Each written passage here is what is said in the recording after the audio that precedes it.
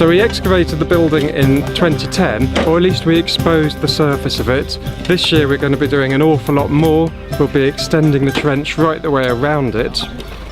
So first thing, we need to find where we excavated in 2010, which we've done, and we need to remove the backfill from there and get down to the same level we were. Fortunately, we laid some material in 2010 and we've re-exposed that.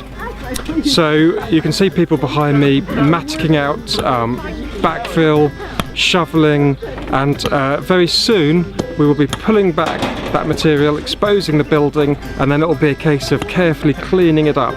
No idea what the building, what state the building will be in. We're hoping that it will be would have been well protected in the intervening 5 years. So fingers crossed, and watch this space.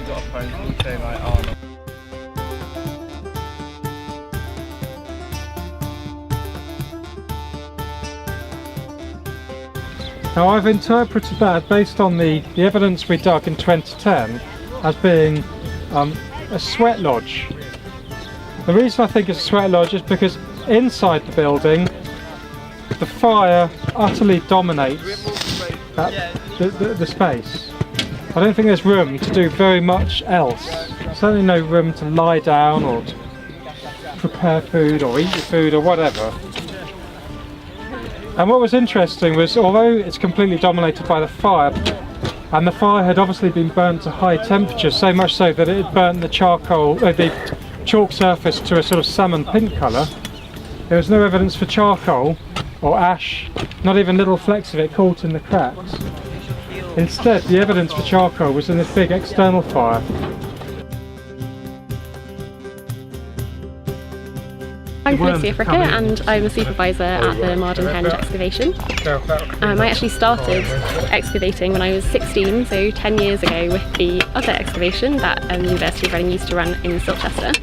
And I went every single year and became an assistant supervisor, and now I'm a supervisor. So it's been really good to have that experience of getting to know a site and progressing through the ranks, as it were. But yeah, I'm really enjoying it. You get to see so much more of the site as a whole when you're a supervisor.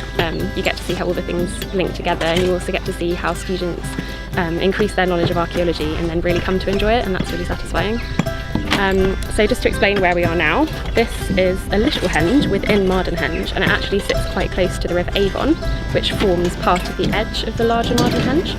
And this is, I think, quite significant because in the Neolithic there's a lot of attention on springs and water and that kind of thing, so it probably has a important ritual function.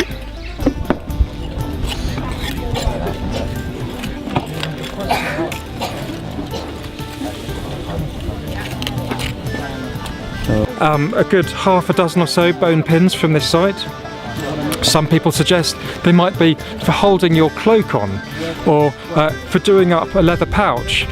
I rather like the idea of something through the nose, perhaps, some form of decoration, or on either ears. I was absolutely thrilled to find this. This is my last day volunteering, and it's just amazing to find something like this, which you could imagine someone so many thousand years ago wearing.